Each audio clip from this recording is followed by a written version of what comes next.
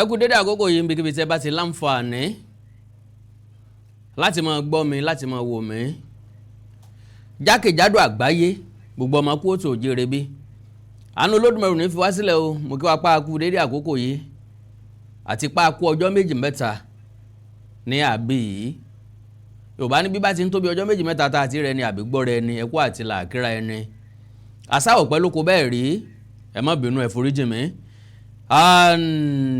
fẹ́ni tó bẹ̀rẹ̀ ṣẹ̀ ń wò mí fún ìgbà àkọ́kọ́ àkàndá ọ̀rọ̀ Awíkonko ló kọ́ mi Àjàó Àrò ni mi Awíkonko aṣọ lójú ọlọ́rọ̀ màmá pé bọ́lọ́rọ̀ bá gbọ́ kí n bàbá ńlá bàbá ọlọ́run ṣe mo kí gbogbo ẹ̀yin ọmọlẹ́yìn Jésù Kristi mo kí gbogbo ẹ̀yin ìmáàmù mo kí gbogbo ẹ̀yin mùsùlùmí mo kí gbogbo ẹ̀yin alábàláyé àwọn ọ̀láyọ̀ ànípọ̀sìn gbogbo ẹ̀sìn pátápátá la ní ọ̀wọ̀ fún bá àti ẹ̀ nígbàgbọ́ nínú kankan ń bẹ ṣùgbọ́n a nígbàgbọ́ nínú Ọlọ́run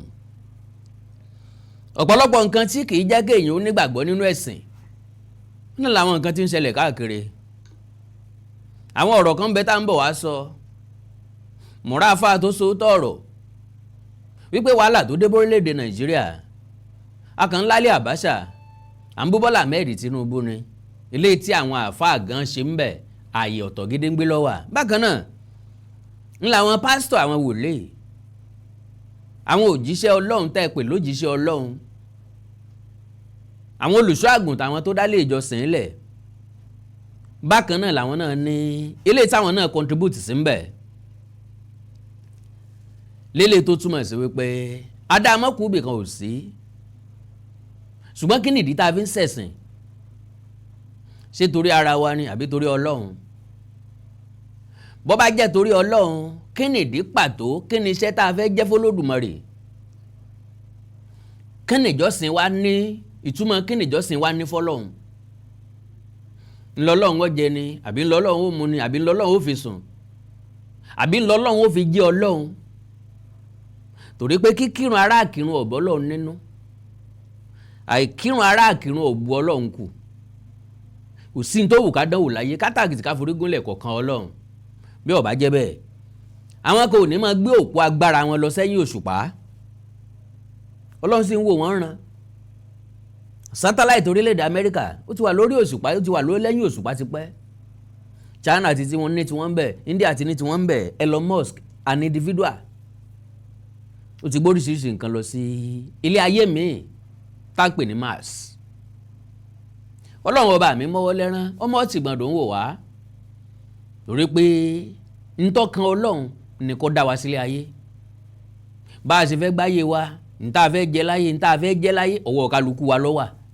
Ọlọ́run ọba ò ní sọ̀kalẹ̀ látòkè wá kó wá sanko fún wa àwa lá sanko àwa lá kọ̀bè àwa lá mọ̀ tó a fẹ́ gbìn sínú ebè kọ̀ọ̀kan tàbí ilẹ̀ kọ̀ọ̀kan bóyá gbàdo ni o bá jẹ́ ń ló pé ọ bóyá pákí ni o bó bá jẹ́ ń ló pé ọ bóyá ọ̀gẹ̀dẹ̀ ni o bó bá jẹ́ ń ló pé ọ bó bá jẹ́ kókò ni o bóyá bá jẹ́ ń tó pé ọnu bó bá jẹ́ su bóyá ń tó pé ọnu bó bá jẹ́ kòkó bójóbì bó jẹ́ rọ́bà bó jẹ́ kọfí bó bá ti jẹ́ pé ń tó pé ọnu kò sí ń tọkàn Ọlọ́run lílà lọ́lọ́run bẹ́ẹ̀ dá lànà Ọlọ́run kì í bẹ́ẹ̀ dá fẹ́ fúnra ẹ̀dá ni ó má dá tí ó fẹ́ sẹ́yìn fúnra lára ẹ̀ kò wá síbi tí ò ti sí owú kò síbi tí ò ti sí lára bó lówó ayé ó ṣe lára rẹ̀ ò ní ayé ó ṣe lára rẹ̀ ọkọ́lé ayé ó ṣe lára ọ̀kọ́ ayé ó ṣe lára òbímọ wọn ó ṣe lára òbímọ wọn ó ṣe lára ọ̀rásọwọ̀ wọn ó ṣe lára ọ̀rásọwọ̀ wọn ó ṣe lára oróúnjẹjẹ wọn ó ṣe lára oróúnjẹjẹ náà wọn ó tún ṣe lára ìwọ náà ló tún máa béèrè pé ẹ dákun kí wàá náà tún lára kí ni mo tún ní báyìí ẹ̀wù òpé méjì oúnjẹ àárọ̀ bátọ̀ sàn ni Yorùbá fi sọ wípé ojú mi wọ́n ti bí ní ọ̀pọ̀ àgbà tí ń bínú ọmọdé inú ni bí ní ọ̀kan ta ìmọ̀ wàhù mo kàn ń bínú ẹ̀ náà ni olórí ibú ni máa ń bínú olórí rẹ̀ ìṣẹ̀lẹ̀ kan ṣẹlẹ̀ lágboolé ìgbàgbọ́ àwọn tó ṣẹlẹ̀ sí wọ́n jẹ́ àwọn tí àròkàn rẹ̀ sí tó bá ti dàgbà tó lẹ́nu ń bẹ̀ lágboolé ìgbàgbọ́ wọn lára rẹ̀ o so àwọn pásítọ̀ kéékèèké ń bínú pásítọ̀ ní ńlá pásítọ̀ kan tí wọ́n ń pè ní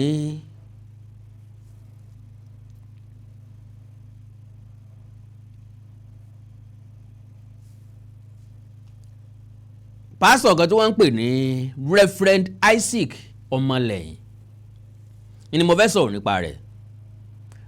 Reverend Isaki Ọmọlẹ́yìn. Reverend Isaac Ọmọlẹ́yìn. Bàbá yìí sọ̀rọ̀ sí Pastor Enoch Adéjàre Adébóyè, because you and I know pé tá bá ń sọ̀rọ̀ pastoral, tá bá ń sọ̀rọ̀ religion, tá bá ń sọ̀rọ̀ Christianity lórílẹ̀‐èdè Nàìjíríà bó ṣe tóbi tó yìí, the most respected pastor so far in this Nigeria, Pastor Enoch Adéjàre Adébóyè ni. It doesn't matter bóyá o fẹ́ràn rẹ̀ àbọ̀ o fẹ́ràn rẹ̀, bóyá o lọ church rẹ̀ àbọ̀ o lọ church rẹ̀. Pastor tí wọ́n ní ọ̀wọ̀ tó pọ̀ fún lórílẹ̀‐èdè yìí, tó jẹ́ pé báàrẹ̀ ó bá ṣe nǹkan, Pastor Enoch Adébóyè wọn ó pè. Tó jẹ́ pé báàrẹ̀ bá fẹ́ jẹ tàbí tààrẹ̀ bá jẹ, church Redeem wọn lọ, ó jẹ́ Muslim ó jẹ́ Christian, Redeem lọ́ọ́ lọ, Pastor Enoch Adébóyè lọ́ọ́ lọ kúnlẹ̀ síwájú ẹ̀ bó bá fẹ́ jẹ, Pastor Adébóyè ni. So kí wúrà ó sì tó di ti ń dán yìnrìnyìnrìn, ó náà ọ̀sà ìlànà kọjá, kò sẹ́ni tá a béèrè lọ́wọ́ ẹ̀ tí ò ní rí sọ. Ẹ pé bàbá wa Enoch Adéjàre Adébóyè kalẹ̀, ẹ béèrè ọ̀rọ̀ lọ́wọ́ ẹ̀, yóò ṣàlàyé, yóò rí sọ, ntójú ti rí, ntétí ti gbọ́. Ọjọ́ tí wá ń dalẹ̀, kọ́lọ́n ó jẹ́ kárí wọn pẹ́, kọ́lọ́n ó jẹ́ kí wọ́n gùn lẹ́mẹ̀ẹ́. Achievement wọn ò sí fọwọ́ rọ́dà sẹ́yìn, ntí wọ́n gbélé ayé ṣe ò sí fọwọ́ rọ́dà sẹ́yìn. Bàbá ti kópa tí wọ́n sì ti gbìyànjú agbára wọn. So with that, èmi rò wípé adìẹ kì í jẹ fún ara wọn láyé àtijọ́ ni. So bàbá Reverend Isaac Ọmọlẹ́yìn ó sọ̀rọ̀, ohùn wọn gangan lẹ́gbọ̀ọ́, ohùn wọn lèmi wá sọ̀rọ̀ lé, because wọ́n ti sọ lé ìjọsìn dẹgbẹ́ awo, wọ́n ti sọ lé ìjọsìn the business, wọ́n ríra wọn gẹ́gẹ́ bí gbákejì Olódùmarè. Majority àwọn pastor máa sọ̀rọ̀ bí ẹni pé àwọn àtọ́lọ̀ náà jọ sùn mọ́jú, tàbí ìwọ tó bá ní ìṣòro sọ fáwọn, àwọn ọ̀bọ̀ wí fọ́lọ́hun. Ìwọ náà tó bá láròjinlẹ̀ tí làákàyè rẹ̀ ò pé tọpọlọ ẹ̀ ò ṣiṣẹ́ dáadáa, ìwọ náà rí wọn nírì agbẹnusọ rẹ fún Ọlọ́run. Meanwhile, ajá àwọn ò torí olówó ẹ̀ sọdẹ o, ntí ajá ó jẹ lajá ń wá káàkiri. Now pápákọ̀ jẹ́ ká sáré gbọ́rọ̀ díẹ̀ lẹ́nu Reverend yìí, ẹ máa bá mi ká lọ. Christianity in Nigeria has no father. A father. Ó ní Christianity in Nigeria has no father. Owú ni Christianity ní Nigeria. Lóòótọ́ gbogbo ṣọ́ọ̀ṣì lè mọ́ kóra jọ pọ̀ pé ókè ò ń tá a mú bàbá wa lélẹ́yìí, ṣùgbọ́n everybody mọ̀, oṣó àtàjẹ́ mọ̀ wípé Pastor Enoch Adéjàre Adébóyè ní bàbá àgbàgbọ́ òun l'Ábúráhámù ti Nàìjíríà nígbà tó wà láyé o. Bóyá kó tó dé àwọn ẹlòmíì ni, kó tó dé àwọn Ayọ̀ Babalọ́lá ti wá, àwọn Moses tún ọ̀la, Orímọládé tún ọ̀la ṣe ti wá, Bíléwò Ọ̀ṣọ́fà ti wá, wọ́n ti jẹ́ bàbá àgbàgbọ́ ní ẹ̀rà wọn. Ṣùgbọ́n ní ẹ̀rà tá a wà yìí lónìí o, níwọ̀n bá àgbà tó sì wà láyé tá a sì mọ̀ pé yóò pẹ́ dáadáa, Pastor Enoch Adéjàre Adébóyè òun ní bàbá àgbàgbọ́. Ṣùgbọ́n torí ọ̀tẹ̀ wọ́n ní Christianity ò ní bàbá. Will be somebody who looks after us all. Ẹ gbọ́ nǹkan tó sọ, ó ní tó bá jẹ́ wípé bàbá wà, ó gbọ́dọ̀ jẹ́ ẹni tí yóò mọ béèrè àlàáfíà wọn. Èmi ò mọ eléyìí tó jẹ́ ìkókó nínú wọn, tá a fẹ́ mọ béèrè bọ́yọ́ jẹun àbí ò jẹun, sára lé àbí ò lé, look after us. Pẹ̀lú ọjọ́ orí Pastor Adébóyè, ṣé kó kú ò lẹ́kọ̀ọ́ kọ́ wá pásítọ̀ kan lọ sí Ilé Ifẹ̀ ní àbí ìpínlẹ̀ Ọ̀ṣun, pásítọ̀ mélòó ni yóò wá lọ ilé ẹ̀ tí ó máa béèrè, àbí pásítọ̀ mélòó ló fẹ́ pè lójúmọ́ tí ó máa béèrè pé hello my pastor my prophet, mo ní kí n gbá àlàáfíà yín ni o, ṣé ẹ ti jẹun láàárọ̀ yìí? No no no no no no no no no no no no. Bókété bá dàgbọ́ mú ọmọ ẹ̀ ní mu. Bẹ́yìn bá nífẹ̀ẹ́ ẹ̀yin lẹ́ béèrè àlàáfíà rẹ̀. Pásítọ̀ Adéjàre Adébóyè ti dàgbà dé stage kan débi tó jẹ́ pé ẹ̀yin lẹ́ béèrè àlàáfíà rẹ̀, kì í sọ ní ọ̀tún máa wá yín káàkiri mọ́. Yorùbá lọmọ tó bá sípá níyà ẹ gbé sẹ́yìn gangan nawọ́ sókè fún kó lè ráàyè tọ́bọ̀ yín lábíyá. Ẹ kàn máa jókòó sí kọ̀nà ibì kan, ẹ kàn máa sọ tó bá yín lẹ́nu tẹ́ bá ti ráwọn brethren yín, àwọn àgùntàn yín tẹ́ bá ti ń wò wọ́n níwájú. You open mouth, you say anything. Àwọn náà dẹ̀ mọ́ pàtẹ́wọ́ fún yín torí wọ́n rí yín gẹ́gẹ́ bí igbákejì Olódùmarè. Àwọn rí yín gẹ́gẹ́ bí bàbá wọn. Bàbá tí ọlọ́rọ̀ àgbà lẹ́nu. Not just promoting the denominational agenda. Not just promoting the denominational agenda. Mi ìmọ̀ gba tí ọ̀rọ̀ Kérúbù àti Séráfù kan Celestial. As far as I'm concerned. Mi ìmọ̀ gba tọ̀rọ̀ Catholic kan CMS. Ìmọ̀ gba tí Baptist ní nǹkan ṣe pẹ̀lú Seventh-day Adventist. CAN wà, PFN wà. Àwọn olórí ìjọ ni wọ́n jọ ń ṣe, kì í ṣàwọn ọmọ ìjọ. Ìjọ wo l'Oyèdépò ti kó àwọn ọmọ Winners Chapel wá sí Redeem? Ìjọ wo lẹ ti kó gbogbo ọmọ tó wà ní the Apostolic lọ sí èsì pé kán wá jọ́sìn bẹ̀? Ńgbà tẹ́yìn náà ní ìjọsìn lọ́jọ́ Sunday. Kí ló dé tá máa ń wá ìwúre ilé ẹ̀sìn? Kí ló dé tá máa ń béèrè tí ò lè ṣẹlẹ̀? Kí ló dé tá máa ń sọ nǹkan tí ò lè ṣeé ṣe? Just tell us. Competition of how I'm building 1 mile auditorium. Then another one is trying to build 2 miles. Can you imagine? Kì í ṣe pé bá a ṣe fẹ́ kọ́ mẹ́ẹ̀lì kan auditorium pé auditorium mi ó gùn ní mẹ́ẹ̀lì kan, ìkejì òun wá bọ́ auditorium mi ó ṣe gùn bí mẹ́ẹ̀lì méjì. Bàbá yẹn dọ́gbọ́n sọ̀rọ̀ nípa Oyèdépò àti Pastor Enoch Adeboye.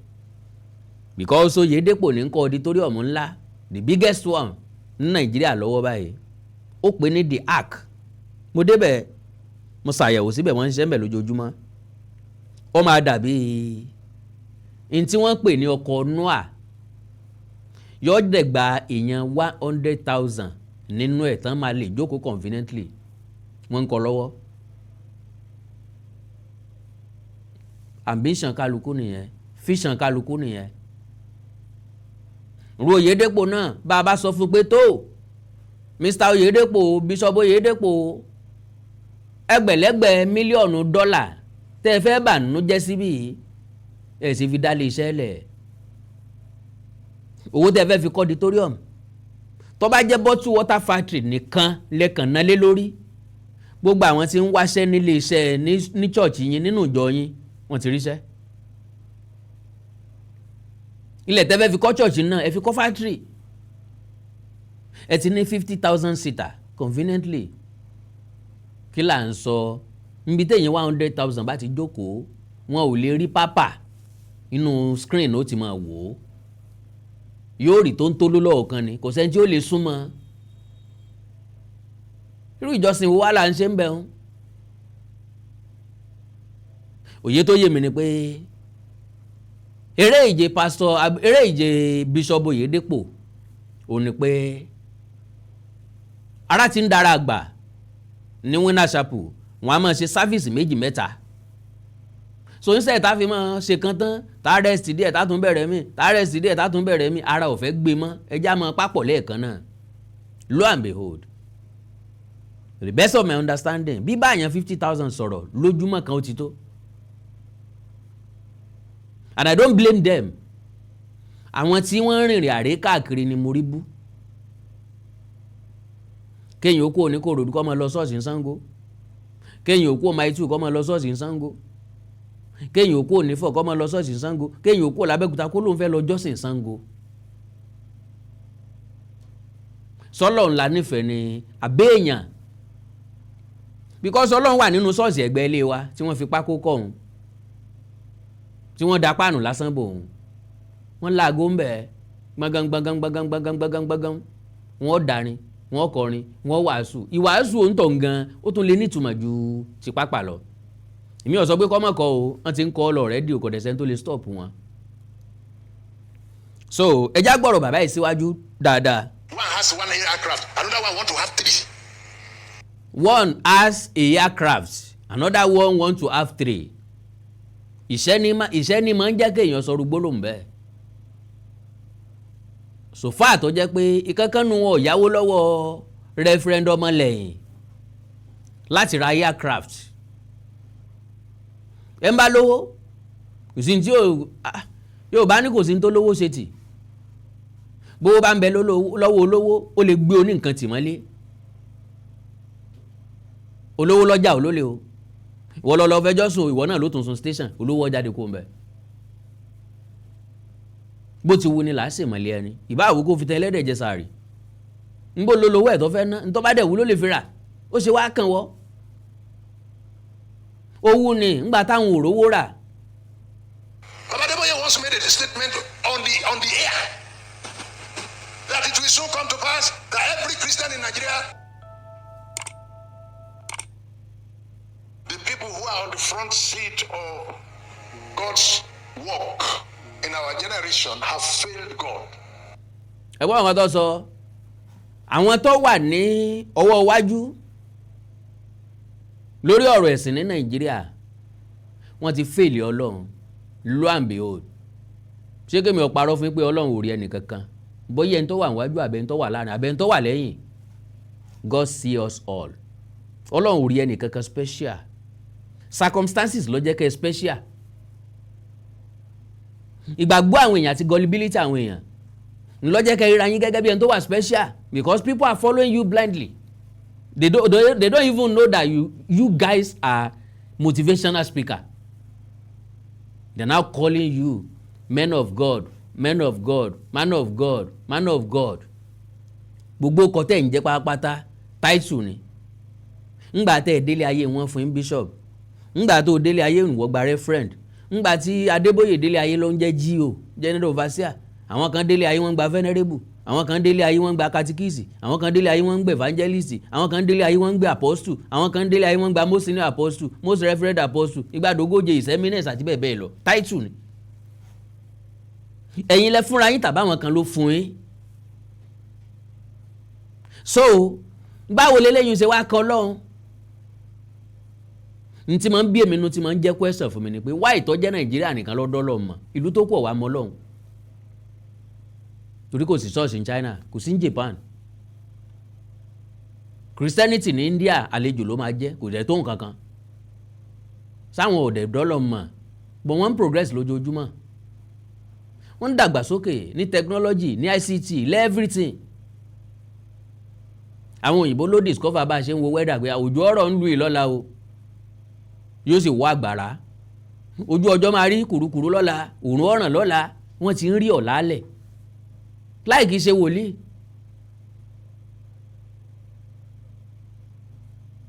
So what are we talking about? Ọ̀nà wo ni wọ́n fi fèèlì Ọlọ́run? Bó bá jẹ́ pé lóòótọ́ làwọn tí ń bẹ lágbo ilé ìgbàgbọ́ fèèlì Ọlọ́run á jẹ́ pé gbogbo yín lẹ fèèlì Ọlọ́run. Because ntọ́ yẹ kẹ́ ẹ sọ fún lù ú tọ́ yẹ kẹ́ ẹ sọ fáwọn èèyàn nú ẹ̀ ńkọ́ lẹ̀ ń sọ fún wọn ntọ́ máa fẹ́ fọ yín tí wọ́n fi máa rí títí ayé ni ńlẹ̀ ń sọ fún wọn. Fatally so. I don't know if you have heard now that Christian Association of Nigeria have broken into two. They are broken up now into two. There's a northern can now and there's a southern can. Ẹ gbọ́ nǹkan tí bàbá yìí sọ ó ní nǹkan pè ní CAN Christian Association of Nigeria ó ti pín sí méjì ohun ọ̀mọ̀bọ́yẹ mọ̀ wọ́n ń pè kan ní Southern CAN wọ́n ń pè kan ní Northern CAN. So north ni bàbá yìí fìdí sí wọ́n wá rí nírìí pé nǹkan ṣẹlẹ̀ sáwọn lókè ọya o wọ́n ń já àwọn gbé lókè ọya o wọ́n ń gba ransom lọ́wọ́ àwọn lókè ọya o àwọn pásítọ̀ tó wà nísàlẹ̀ ń bí wọn bá wọn dá sí business yín ni sà ṣégbà tẹ́ fẹ́ lọ dá ṣọ́ọ̀ṣì lẹ̀ ń bẹ̀ ṣe é po Oyèdépò lọ́wọ́ ni àbẹ́ Adébóyè lọ́wọ́ pé bàbá mò ń rè dá ṣọ́ọ̀ṣì lẹ̀ ń bẹ̀ business yín ni nà ó ń bá wọn congregation yín lẹ̀ ń bá sọ̀rọ̀ business yín ṣe wá di baálẹ̀ fẹ́ràn ọbẹ̀ ẹ̀gúsí ó ṣe wá di tí ń wo gbogbo aráàlú jẹ ẹ̀yin lọ́kàn òkú tí ì ṣe tẹni ọjọ́ tó fọ̀ kí ló wá kan àwọn ẹ̀yin tẹ́ wà lókè ọya lẹ́m lè kóra yín jọ ẹ mọ́ ríra yín náà ó ṣé kò sáwọn tó lálùbáríkà lókè ọya ni àwọn tó wà ní south wọ́n dẹ̀ lè kóra wọn jọ nígbà tẹ́ ti ń jíra yín gbé lókè ọya ta ni ó wà sí èrè tí ó wà lóun fẹ́ lọ ṣèpàdé Kánò ní Kánò àbí ní Kaduna àbí Maiduguri ṣé pásítọ̀ wà ní Maiduguri ṣé pásítọ̀ wà ní Borno ṣé tẹ́ bá lọ sọ́dọ̀ ẹni tó wà ní Kánò sára Borno ò ní sọ wípé ẹ ti yàn wọ́n pọ̀ sìn ẹ̀ẹ́dẹ̀ wá kí àwọn náà mọ́ bá sọ̀ bá wa lọ tán jẹ́ 100 tí wọ́n kó gbogbo 100 lọ́nu gbó tán díẹ̀ mọ́ múránsọ̀mù wá á ti wá ṣe léyìn sí sáà ní sọ pé fúnra màálù lọ́ fẹ́ ṣe ara ìrìn lọ bí tí wọ́n ti dọ̀bẹ́ dé lọ́rùn torí ẹ máa rò pé gbogbo ayé lọ́gọ̀ bíi tọ̀dọ̀ yín ẹ dẹ̀ máa rò pé gbogbo ayé lọ́gọ̀ bíi tàwọn tí ń tẹ̀lé yín blindly. And they explain why they have broken into two. That the body of Christ that we say is one is not one. We pay lip service to the oneness and the unity of the church. Now, oníta bá ń sọ wípé ara Jésù ọkàn Jésù ẹyọ kan ni pé gbogbo ẹni tó wà lágboolé ìgbàgbọ́ pátápátá the same thing ni wọ́n ṣùgbọ́n nísìn ọ̀rọ̀ dídùn lásán ni pé kò rí bẹ́ẹ̀ ó ti fọ́n yẹlẹyẹlẹ lo and behold bí wọ́n bá ń sọ wípé body of Christ is one or are one láyé àtijọ́ ni o ńgbà tí individual ò tí ì mọ̀ dálé ìjọsìn sílẹ̀ torí láyé ìgbà tí àwa gbọ́njú àǹtí tí dì sin àwọn churches kan wà tó jẹ́ pé wọ́n pé méjì nínú ìlú kan rí lára wọn ni Catholic kì í pé méjì nínú ìlú Baptist kì í pé méjì nínú ìlú CMS kì í pé méjì nínú ìlú Anglican kì í pé méjì nínú ìlú Seventh Day kì í pé méjì nínú ìlú The Apostolic kì í pé méjì nínú ìlú.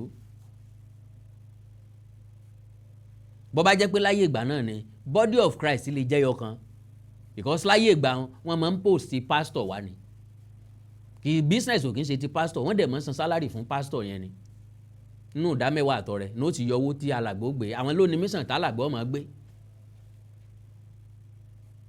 ṣùgbọ́n nísìnyí tí pastor lè tọ́ bọnú owó òjọ fúnra lára kọ́nà tó bá wù ú kó ra mọ́tò tó wù ú kó rọṣọ tó wù ú kó rán ọmọ ẹ̀ nílé ìwé tó wù ú kó ra jẹ́ẹ̀tì tó wù ú kó gba security tó wù ú ó ti di business ara yín. Body of Christ can never be one again. Ó ti di caucus àwọn tó bá tán jọ wà ní same level kán máa bára wọn rìn kán máa bára wọn sọ̀rọ̀. And as far as I'm concerned Pastor Adéjàre Adébóyè ò sí ní level ẹnì kankan mọ́. èèyàn fẹ́ràn rẹ o èèyàn fẹ́ràn rẹ o kò sí level ẹnì kankan mọ́. gbogbo àwọn pastor ńláńlá wọ́n lọ ń wárí fún ni wọ́n lọ ń kí ni wọ́n lọ ń pay fees fún ni. So ẹ drop lára Pastor Ọmọlẹ́yìn. That if church is one, that the church in the north is bleeding, they are being killed, pastors are murdered, wives and daughters are taken to the bush. As I speak, many pastors are killed, churches closed down, and the wives members and the wives of pastors and their daughters, they are with the kidnappers in the bush, and some have been there for 1 year. And the churches have closed down in the north. And if we say we are one, if these churches in the north are suffering what they are suffering, why are we not sympathizing with them? Why are we not identifying with them? But why the churches in the north are crying and bleeding to death, the ones in the south are celebrating birthdays. Now ṣe gbọ́ nǹkan tí bàbá yìí sọ ọ̀rọ̀ wọn ìbátà bá gbé kalẹ̀ wọn ṣe dùn tó but unfortunately kò rí bẹ́ẹ̀. wọ́n ní àwọn ilé ìjọsìn lókè ọya wọ́n ń ṣàìsàn wọ́n ń banújẹ́ wọ́n ń ṣọ̀fọ̀ torí pé ọ̀pọ̀lọpọ̀ olórí ilé ìjọsìn ni wọ́n ti pa ọ̀pọ̀lọpọ̀ àwọn ìyàwó àtọkọ làwọn ajínigbé ti jí gbé tán béèrè ransom lọ wọn àti bẹ́ẹ̀ bẹ́ẹ̀ lọ pé wàhálà àti ìdààmú ó bá àwọn ilé ìjọsìn lókè ọ̀yà. ẹ̀já béèrè igi tó bá lẹ́kàn tó ní gbòǹgbò ni máa ń dúró tí sì máa ń lẹ́ka. àwọn church tí ń bẹ lókè ọ̀yà yìí ǹjẹ́ wọ́n ní ẹ̀kàn nísàlẹ̀ ń bì yìí? sáwọn gangan individually personally ṣé wọ́n ní relationship pẹ̀lú any churches nísàlẹ̀ ń bì yìí? táwọn church tó wà nísàlẹ̀ ń bì bá fẹ́ identify pẹ̀lú yín wọ́n ti identify pẹ̀lú yín several occasions. wọ́n ti jáde condemn ìjínigbé ìpànìyàn tí ń lọ lókè ọ̀yà pé come straight ẹ sọ tẹ́ ẹ fẹ́ gangan ẹ fẹ́ kí wọ́n dáwó jọ fún yín láti rescue business yín tẹ́ ẹ gbé lọ síbi tẹ́ ẹ rò pé yóò ti tà. because kálẹ̀mí ni pastor tí mo wà lókè ọ̀yà tí mo sì rí pé wọ́n ń jí pastor ẹgbẹ́ mi gbé ń ti padà sísàlẹ̀ ń bì. pẹ̀lú ògo Ọlọ́run torí pé kò sí ìdájọ́ kankan fẹ́ni tó bá kú tó kúkúrú bẹ́ẹ̀ tán jí gbé. kò sí nǹkan tẹ́nìkan ó ṣe fún àwọn tó pa wọ́n that is number one. kò sí nǹkan tọ́lọ́run ó ṣe fún èèyàn kankan. kò sí ẹ̀sìn tó sọ pé tán bá mọ̀bẹ dání tán fẹ́ dọ̀bẹ dé Ọlọ́run pé kó gbọ́rùn ẹ̀ kalẹ̀. adìẹ gan téèyàn ó dọ̀bẹ dé lọ́rùn ó jà pìtìpìtìpìtìpìtìpìtì bóyá kínní ìlérí kọjá lórí òun kí màálù ò tó jọ̀wọ́ rẹ̀ fọ́bẹ ẹ kò lápá kò lẹ́sẹ̀ o. kì í ṣe ní dúró màálù lẹ́ sọ pé ẹ fẹ́ dọ̀bẹ́ dé lọ́rùn irọ́ o ẹ gbọ́dọ̀ kó lápá kó lẹ́sẹ̀ ẹ fòkùn dé ẹ rà kínníkínní kẹ tó wá ṣèdájọ́ ọ̀bẹ fún un. hello sir Reverend Isaac Ọmọlẹ́yìn wọ́n sympathize pẹ̀lú yín and not only churches every citizen of this country ní máa ń sympathize tí nǹkan bá ṣẹlẹ̀ fún yín tí nǹkan bá ṣẹlẹ̀ sí yín.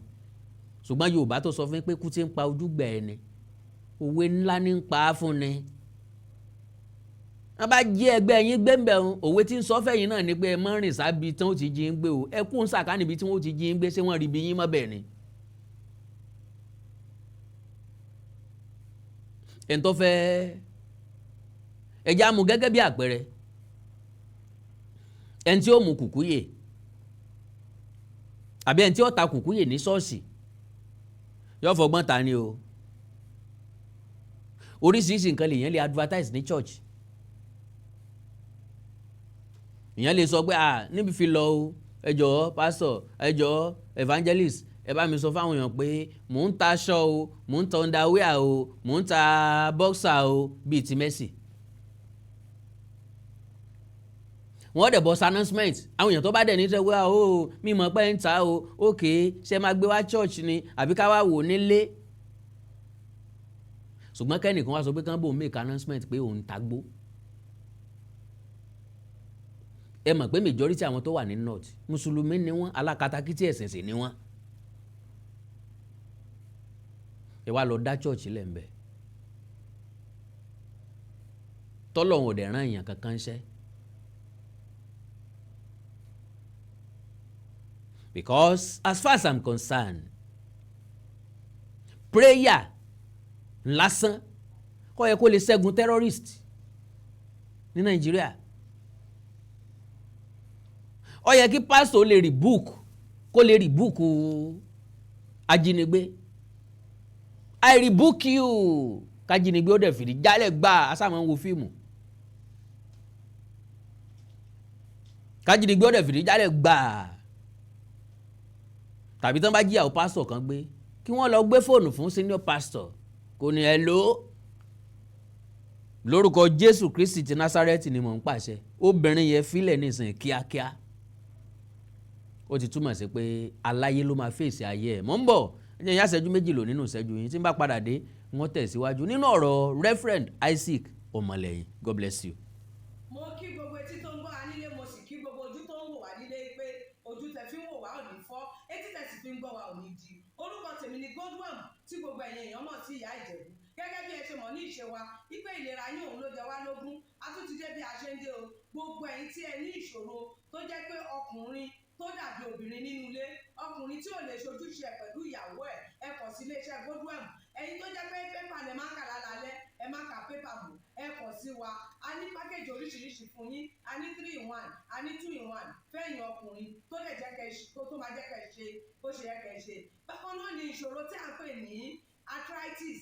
Arthritis yìí ó ń ṣọkùnrin ó ń ṣobìnrin, orúnkún ríro, ìbàdí ríro, ọrùn ẹsẹ̀ ríro, ẹlòmíì ó lè jẹ́ osteoarthritis lónìí, ẹlòmíì rheumatoid arthritis, ẹlòmíì ìdẹ̀rẹ̀ kò ní lè bẹ̀rẹ̀ mú nǹkan lẹ̀, ẹlòmíì ò lè bẹ̀rẹ̀ kírun, ó ṣeé ṣe kó jẹ́ sciatica ni, ó ṣeé ṣe kó jẹ́ lumbar spondylosis ni, ẹlòmíì ìdẹ̀rẹ̀ arthritis ni. Tó bá ti di pé ìbàdí ń ro ẹ́ ò lè bẹ̀rẹ̀, ẹlòmíì orúnkún ríro, ẹlòmíì ẹsẹ̀ á máa gbóná, ẹlòmíì àpapọ̀ rẹ̀ á máa gbóná, ẹlòmíì ẹsẹ̀ á máa gbọ̀n, ẹlòmíì ara á máa tá, orí á máa tá, àpapọ̀ ara á máa tá, ẹ kàn sí iléeṣẹ́ Godwin Ìyá Ìjẹ̀bú. Ẹlòmíì ò lè fojú ọwọ́ ẹ̀ báyìí, gbogbo ọwọ́ á máa ró, gbogbo ẹ̀yin tẹ́ tí ń lò náà ẹ máa jẹ́rìí sí, ẹ kàn sí iléeṣẹ́ Godwin Ìyá Ìjẹ̀bú. Bákan náà ni àwọn èèyàn tó ń tọ̀ ìtọ̀ àtọ̀jù yìí ó ṣeé ṣe kó jẹ́ pé prostate enlargement ni. Fún ẹ̀yin ọkùnrin tẹ́ ti lé lọ́mọ 40 ọdún tẹ́ bá ní prostate enlargement, ẹ lè máa tọ̀ léraléra, ẹlòmíì ò lè rí tọ̀tọ̀ rárá, ẹlòmíì ìdẹ̀rẹ̀ tó bá fẹ́ tọ̀ á máa ní ìrora, ẹlòmíì ìdẹ̀rẹ̀ kó tó débi tó máa tọ̀ sí ìtọ̀ yìí ti máa jábọ́. Ṣùgbọ́n obìnrin ní á máa tọ̀ léraléra, kó tó débi tó máa tọ̀ sí ìtọ̀ yìí á ti máa jábọ́. Ó ṣeé ṣe kó jẹ́ weakness of bladder làwọn ní, àbí kó jẹ́ infection, àbí kó jẹ́ diabetes insipidus tí a mọ̀ sí àtọ̀gbẹ. Ìyẹn náà lè fà á ká máa tọ̀ púpọ̀ jù. Ẹ kàn sí iléeṣẹ́ Godwin Ìyá Ìjẹ̀bú. Èyíkéyìí tó lè fà á kẹ́ ẹ máa tọ̀ púpọ̀ jù, ara iṣẹ́ wa ni, lára iṣẹ́ tèmi jogún látọ̀dọ̀ bàbá mi. Àtọ̀jù yín gbogbo ẹ̀ ó sì padà sí àyè ẹ̀ bó ṣe tó àti bó ṣe yẹ. Bákan náà ni àwọn tó ní hepatitis, ooru inú ẹ̀dọ̀ ni. Ṣùgbọ́n tí hepatitis bá ti pẹ́ lára, ó lè ba ẹ̀dọ̀ jẹ́, ó lè fà á kéèyàn ní enlarged liver, ó dẹ̀ lè fa oríṣiríṣi ìṣòro sí ẹ̀dọ̀ yẹn. Ẹlòmíì á máa ní àmì bí kínú máa dùn, bí kójú máa pọ́n, kítọ̀ ẹ̀ máa pọ́n. Ẹlòmíì ìdẹ̀rẹ̀ kò ní rámì rárá, bóyá lọ ṣàyẹ̀wò wá kàn sọ fún pé ó wà positive, ẹ kàn sí wa. Ẹlòmíì ìdẹ̀rẹ̀ ó lè jẹ́ liver cirrhosis lòun ní, èyíkéyìí tí ẹ ó ìbàjẹ́, ẹ kàn sí iléeṣẹ́ Godwin Ìyá Ìjẹ̀bú. Bí mo ṣe sọ̀rọ̀ yìí tẹ́ ní prostate, ó jẹ́ prostate enlargement ni, ó jẹ́ prostate cancer ni, ẹ kàn sí wa. Pẹ̀lú ògo Ọlọ́run ẹ lè rí bákan náà mọ́. Mo ti sọ fún yín gbogbo ìṣòro yòówù kẹ́ ní, ewé àti egbò pọ́nbélé tí àwọn bàbá wa ń lò láyé àtijọ́ tá a ti gbé kalẹ̀ lọ́nà ìgbàlódé tó sì ṣe bẹbẹ lágbára, òun là ń lò fún ọmọdé àti àgbà. Ẹ kàn sí wa, ẹ ní kábàámọ̀ pẹ̀ ṣe bẹ́ẹ̀. Ẹ̀rọ ìbánisọ̀rọ̀ mi ni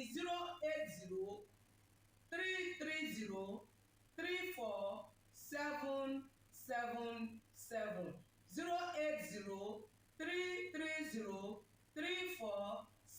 080-330-34777. Ẹ bá wà l'Amẹ́ríkà, kẹ́ ẹ wà ní Spain, kẹ́ ẹ wà ní UK, ibikíbi tẹ́ ẹ bá wà, ó jẹ́ Canada ni, ó lè jẹ́ Port Harcourt ni, ó jẹ́ Abuja ni, ibikíbi tẹ́ ẹ bá wà, ẹ kàn sí iléeṣẹ́ Godwin Ìyá Ìjẹ̀bú.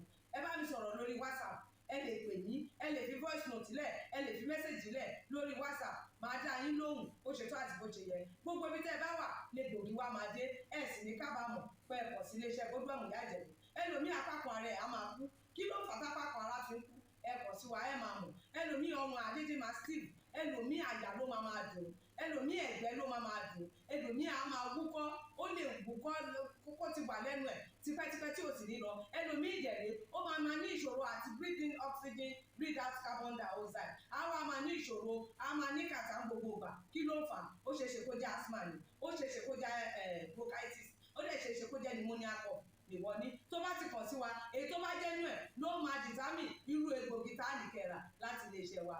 Ẹ ṣe mọ̀, mo ti sọ fún yín o, ẹ̀rọ ìbánisọ̀rọ̀ wa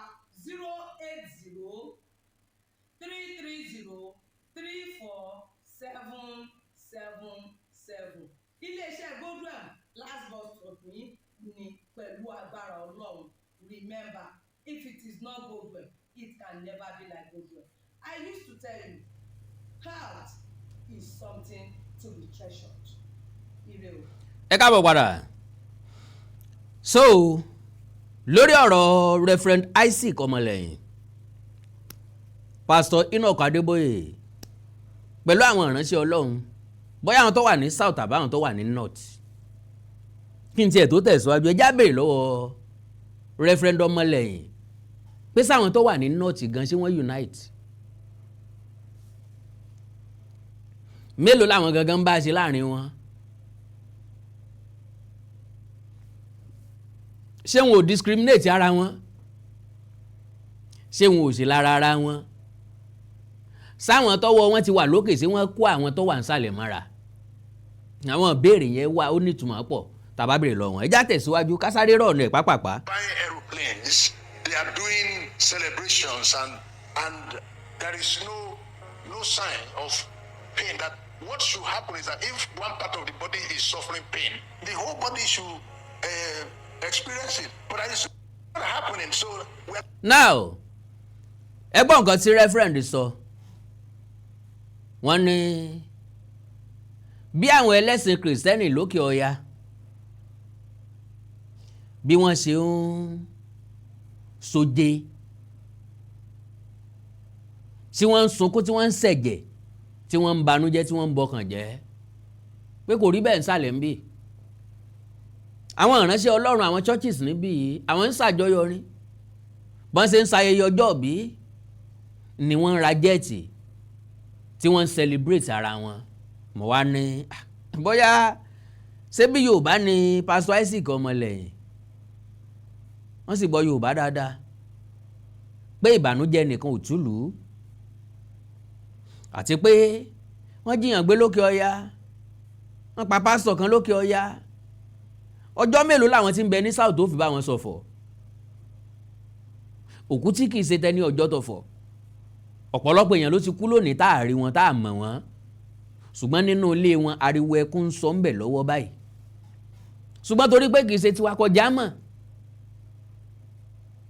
kò sí bá ṣe gbọ́ pé wọ́n pààyàn kan tẹ́rù ò ní bà wá táyàwó ò ní já pé ìyẹn ẹlẹ́ran ara bíi tèmi torí Ọlọ́run wọ́n sì tún pẹ́ ní but ààrí rescue kò sí nǹkan tá a fẹ́ ṣe mọ́ wọ́n ti pọ́ńtọ̀ wọ́n ti pa ok wọ́n jiyàn gbé ẹ̀ńtán jí gbé ó sì ní solution ńgbọ́n bá ní wọ́n ní ìdí ransom fún o àwọn èèyàn kan náà ni ó dáwọ́ ọ̀hún àwọn èèyàn kan náà ní ń dáwọ́ ọ̀hún kò má tàbí tó ti wá àbẹ́ bá fẹ́ kíràn lọ́wọ́ wá láti South ṣé ẹ gbé bá a bá ara yín dé South ṣé ẹ pa àwọn tó wà ní South ṣé ẹ béèrè ìrànlọ́wọ́ lọ́wọ́ wọn àbẹ́ ń fọkàn sí pé ó yẹ kí bàbá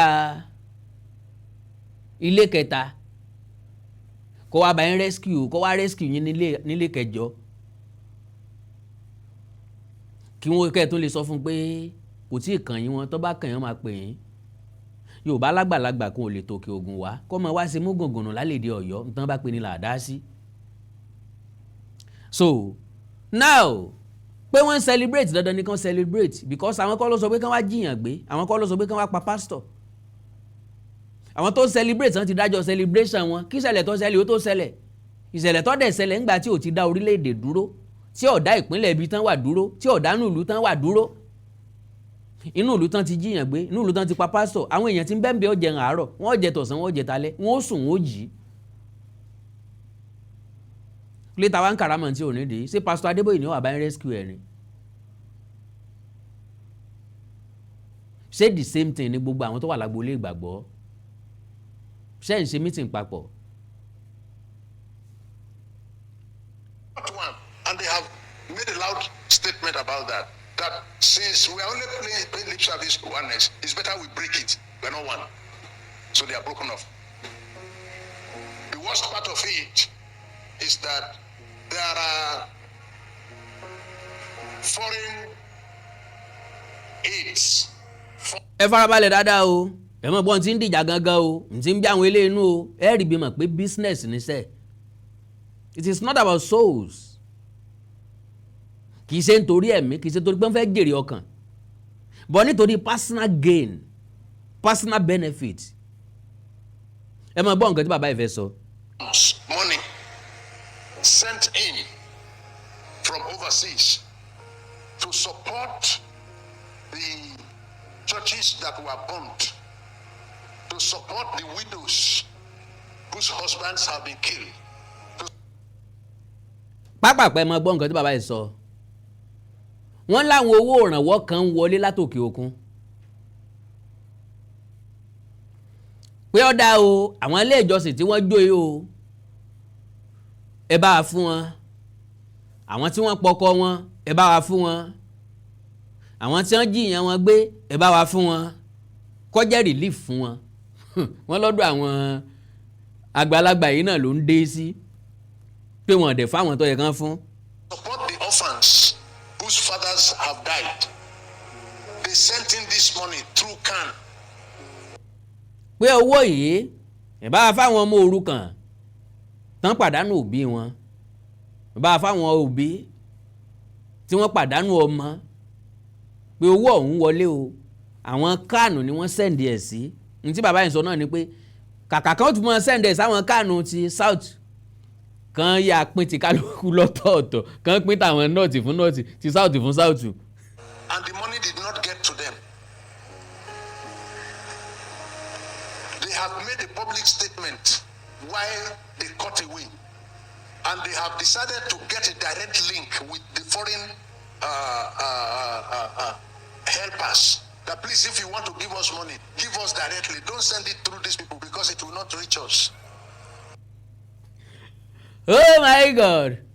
Ẹ ti gbọ́dọ̀ báyìí pé ó dá o, àwọn ti wá pé ìpè sọ́dọ̀ àwọn foreign helpers yẹn. Bẹ́ẹ̀ bá fẹ́ sẹ́ndì owó sí àńjọ mi, ẹ má sẹ́ndì ẹ̀ sáwọn ilé o, ìkókò ní wàá jẹgun jẹran o, wọ́n jẹ́ o. Wọ́n ò mọ bí èèyàn ṣe yọ ojú ọ̀bẹ o, wọ́n jẹ ojú mẹ́ran o. Ẹ má sẹ́ndì ẹ̀ sí wa directly. Now, irú owó bẹ́ẹ̀ ta ni wọ́n sẹ́ndì ẹ̀ sí lókè ọ̀yà gangan? Bíbélì sọ pé owó ni gbòǹgbò ẹ̀ṣẹ̀. Bíbélì dẹ̀ tó ń jẹ́ kó yé wa wípé owó ni kẹ̀kẹ́ ìyìn rere. Á ti wá ṣe àráyé gbé láì sówó. Whatever tó bá fẹ́ lé ayé, owó ni àkọ́kọ́.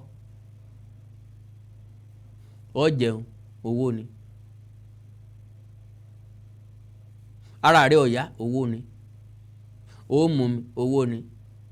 Ó lọ iléèwé, owó ni. Ó kẹ́kọ̀ọ́, owó ni. Ó bímọ, owó. Gbogbo nǹkan lọ́rọ̀ mọ́ owó. Ṣùgbọ́n owó náà ní bojú ọ̀rẹ́ jẹ́. Owó ní dà nǹkan rú. Owó ní jẹ́ ká sọ ìgbọ́kànlé nínú ara wa nù. Kan fà mẹ́ta lówó nìsín pé ókè o 10 million rèé o, ẹ lọ pín o. A sì tún máa bẹ̀rù ara wa pé ọ̀dọ̀ ta lówó yẹn máa sùn mọ́jú. Ta ni ó gbé lọ lé? Èmi ò bá ní kẹ́ jẹ́ kú gbogbo ó kú lọ ká ṣé dandan ni kó délé lónìí ẹjá gbò tẹ́lẹ̀ kí gbogbo ó kú sùn bẹ̀ ká kú máa wo nǹkan wa lójú. Àbẹ̀wò ni kẹ́nìkan máa gbé lọ lé ẹjẹ́ gbogbo ó lọ sùn hòtẹ́ẹ̀lì tàbí ká pín tágbìn sójú ọ̀nà láti máa pín wo ni ẹjá délé. Èmi ò bá ní kíkálukú ó pín kíkálukú ọmọ bíi tí ó bá wá ṣe tọ̀dọ̀ ẹ̀. Ààrẹ nìkan nínú wọn tí ọmọ fẹ́ gbàjà wọn tó kù lọ. Báwo la ṣe wá fẹ́ pín 10 million àwa mẹ́ta? A pín ní àkọ́kọ́ pín 3 million, a sì pín 1 million tó kù sí rọ́ o. Ṣebí mi mo mú ìmọ̀ ẹni tó fún wa lówó.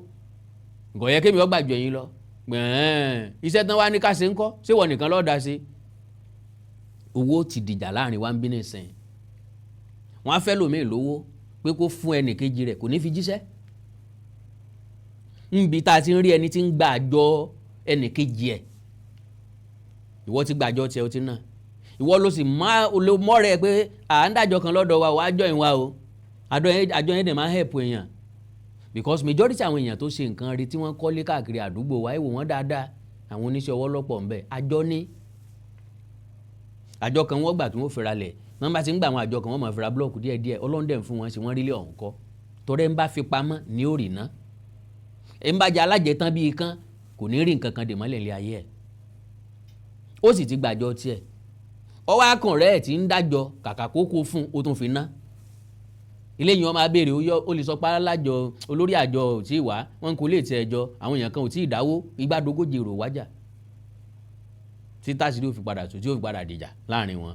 So gbogbo tó bá ti rọ̀ mọ́ owó kò sẹ́ni tí máa ń ní respect ń bẹ̀ mọ́, kò sẹ́ni tí máa ń wo ipò tó ń wà ń bẹ̀ mọ́, kò sẹ́ni tí máa ń wo ọjọ́ orí ń bẹ̀ mọ́. So gbogbo àwọn ilé yìí náà wọn ò mọ tán ṣe mọ́. This is very disgraceful. You are not giving us. Then they sent it to us through you. It didn't get to us. How are we to explain that? How did the church in the north know that money did not come? When they from abroad called them in the north to greet them and ask how far with projects, with the program we sent you money for, which money? That's the state of embarrassment that the Nigerian church is. We are sharing money. And everything about Christianity in Nigeria has been reduced to money. Am I not correct? Owó ni gbogbo ẹ̀ báyìí.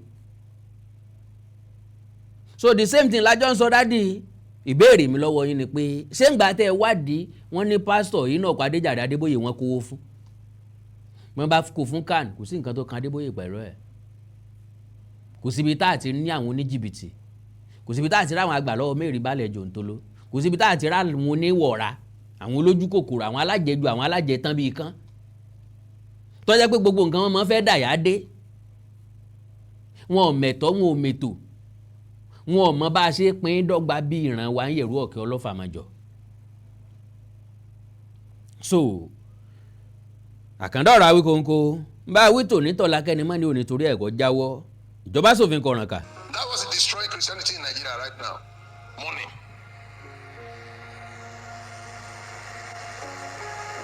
The reason why Christianity died in North Africa. Ibi tí mo fẹ́ jẹ́ ká sọ̀rọ̀ délé lé o tí màá ti mẹ́nu dúró lórí ẹ̀ ọ̀rọ̀ tí wọ́n sọ yìí pọ̀ gan 23 minutes ni and lo and behold ṣé kí n parọ́ fún yín pé mi ò tí ì sọ 5 minutes ńbẹ̀ mi ti analyse 5 minutes ńbẹ̀ ibi tí mo wá fẹ́ kẹ́ gbọ́ gangan ni tí màá dẹ̀ ti dánu dúró. Libya used to be a completely Christian country. Syria a completely Christian country. Turkey is the 7 churches in Asia that Jesus wrote to in the book of Revelation. They are in Turkey. If you Jésù kọ́ ló kọ ìwé Revelation àwọn èèyàn ni wọ́n kọ Jésù ọ̀kọ̀wé kò dẹ̀ pé òǹkọ̀ tán kálẹ̀ máa sọ fún àwọn èèyàn náà kọ́ tán kàn rí sínú Bíbélì táǹkà Jesus wrote in book of Revelation no wọ́n kàn lè kóòtì ọ̀rọ̀ tí Jésù sọ ni Jésù sì bá àwọn ọmọ ẹ̀yìn rẹ̀ sọ̀rọ̀ pẹ̀lú òwe tán bá ti wá kọ́ pé Jésù bá àwọn ọmọ ẹ̀yìn rẹ̀ sọ̀rọ̀ pẹ̀lú òwe kì í ṣe Jésù ló kọ́ mọ́. I cannot speak now kí n tó wá sọ wípé àkàndá ọ̀rọ̀ Awíkonko sọ wípé èmi náà mo dẹ̀ ń sọ̀rọ̀ does that make any sense? Èèyàn kan ló lè sọ̀rọ̀ mi tí wọ́n sọ pé n ta àkàndá ọ̀rọ̀ Awíkonko sọ lílé wa and I quote. So Jésù kọ́ ló sọ̀rọ̀ sà. to Turkey today, they will take you to the site and say, this is the church of Pergamos. This church is Ephesus. Ephesus is here, over there, here. You see, the 7 churches in the book, they are in Turkey. Turkey today is 100% Muslim country. They used to be 100% Christian. But what happened? They became Muslim. Because the churches there, jihadists wiped them out. Ogun ẹ̀sìn là ń sọ̀rọ̀ nípa ẹ̀ ńgbà náà. Àní ilé ìjọsìn ò tí ì fẹsẹ̀ múlẹ̀ báyìí nígbà náà. Ìjọ́rí tí àwọn èèyàn gba ìyìn rere Jésù. Ǹjẹ́ mọ̀ pé kò sí nínú àwọn ọmọ ẹ̀yìn Jésù tó fọwọ́ rọrí kú? Ń rò pé mọ̀ bẹ́ẹ̀ sà. Ó túmọ̀ sí pé wọn ò gbà tán mú wá, wọn ò gbẹ̀sìn yẹn lọ́wọ́ wọn. Mọ́ bá gbà lọ́wọ́ wọn ni kì í sáwọn náà ni ó tún rẹ́yìn wọn. Ìkan wà tó jẹ́ pé wọ́n sọ ọ́nú òróró gbóná ni o. Tí n bá bẹ̀rẹ̀ sí ní sọ̀nà tí wọ́n gbà tí táwọn ọmọ ẹ̀yìn 12 tán gbà kú kò sílè tó fọwọ́ rọrí kú láàrin wọn. So ogun ẹ̀sìn ló pa wọ́n rí àbí okay. But jihadists were not the ones that wiped out the church in UK. Now àwọn ilé ìjọsìn tó wà ní UK ẹ rí pé mi àkàndá ọ̀rọ̀ Awíkonko ti sọ̀rọ̀ yìí sẹ́yìn bí ọ̀pọ̀lọpọ̀ churches ni wọ́n fẹ́ tà ní United Kingdom. Ọ̀pọ̀lọpọ̀ churches ni wọ́n ti sọ di plaza. Ọ̀pọ̀lọpọ̀ churches ni wọ́n ti renovate ẹ̀ tán ti sọ di school. Ọ̀pọ̀lọpọ̀ náà ti sọ di shopping mall. Ọ̀pọ̀lọpọ̀ náà ti yí sí hotel, ọ̀pọ̀lọpọ̀ náà ti yí sí club house. Kennedy ẹ jẹ́ bàbá ẹ̀ sọ tẹnu ẹ̀ náà. In UK died from within. Churches in UK die from within. Láti sàwọn tó ní nǹkan wọn ni wọn ò sin mọ́ torí kò sí nǹkan kan bẹ́ẹ̀ wọ́n ti mọ̀ pé kò sí nǹkan kan bẹ́ẹ̀ lọ́jà ń divert attention wọn sí industries. Àwọn Africans tá a divert attention tiwa sí industry tá a divert sí prayer yẹn ò solve problem wa. À ń gbàdúrà lójoojúmọ́ ń jìyàn gbé lójoojúmọ́ à ń gbàdúrà lójoojúmọ́ ń pààyàn lójoojúmọ́ à ń gbàdúrà lójoojúmọ́ ebi ń pa á lójoojúmọ́ à ń gbàdúrà lójoojúmọ́ àwọn olórí wa ń fìyà jẹ wá lójoojúmọ́. What is the meaning of our prayers? Something like this division. You have to be concerned that when we were one, we were not effective. So is it now that we have split that we... Now you are now making sense. Ẹ jẹ́ kí n fi léyìn dànù dúró. N tí bàbá yìí sọ ni pé n tó pa ìjọ ní UK ò ní pé àwọn èèyàn fúnra lára wọn ọmọ UK fúnra lára wọn náà pa ìjọ, náà pa ẹ̀sìn, náà pa Christianity ní UK. Pé okay, n tó ṣẹlẹ̀ ní UK yóò ṣẹlẹ̀ Nàìjíríà. Nǹkan sáwọn bá wò dáadáa, ìgbà tí gbogbo àwọn fẹnu kò, tí gbogbo àwọn jọ ń ṣe nǹkan kan náà, tí gbogbo àwọn nígbàgbọ́ nínú ara wọn, kò tí àwọn ò rí problem yẹn solve. Ṣé ní ìsìn táwọn wá pín yẹlẹyẹlẹ làwọn ò rí problem yẹn solve? Hello sir, hi sir. Now torí pé ẹ gbé priority yín sórí tí ó wà effective, ẹ gbé priority yín sórí tí ò real. You preach Bible, you preach gospel all every time. Gospel is not what you preach every day. Because we are not talking to kids. Àwọn adult lè sọ̀rọ̀ fún, dojúmọ́ kọ́ lẹ́mọ̀ bá wọn sọ̀rọ̀ ń pa títan ilé ayé àtijọba ọ̀run. Gbogbo ẹni tó dàgbà lónìí ti mọ̀ wípé ayé ọ̀tàn ńjọ́ kan, wọ́n ti mọ̀ pé ibi kankan ń bẹ tí ń jẹ́ ìjọba ọ̀run gẹ́gẹ́ bẹ́yìn ṣe gbàgbọ́. So kí wá ṣe ń tá máa rán ara wa létí lójoojúmọ́ ní téèyàn bá ti kọ́ nílé ìwé. Okay, wọ́n kọ́ ní simultaneous equation. Wọ́n dẹ̀ ti complete test lórí ẹ̀. Ṣé every week àbí every year lẹ́ máa kọ́ simultaneous equation ni? Teacher yín, lecturer yín máa shift kúrò ńbẹ̀ lọ sí another topic torí topic pọ̀ rẹpẹtẹ. Ẹ mélòó lẹ ti kọ́ àwọn ọmọ ìjọ yín báwo náà ṣe lè make owó? Iṣẹ́ wo náà lè ṣe tán fi máa make owó?